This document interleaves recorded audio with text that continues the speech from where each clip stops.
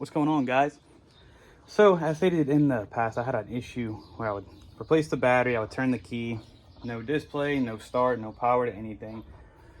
But if I jumped the solenoid, it would try to start, so obviously it was getting power. Well, I finally stumbled upon some information. I went through every fuse in this box. This is a 2006 660.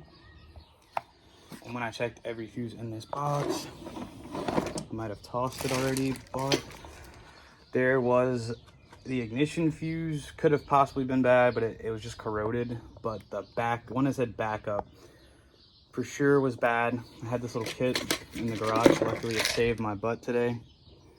Mini automotive fuses.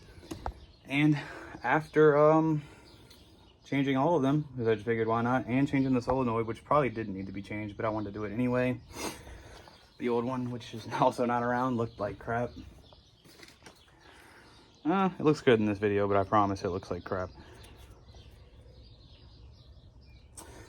And now we're doing an oil change.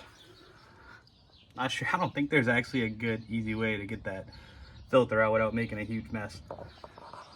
Well, if you're having issues like I did, I hope this works for you.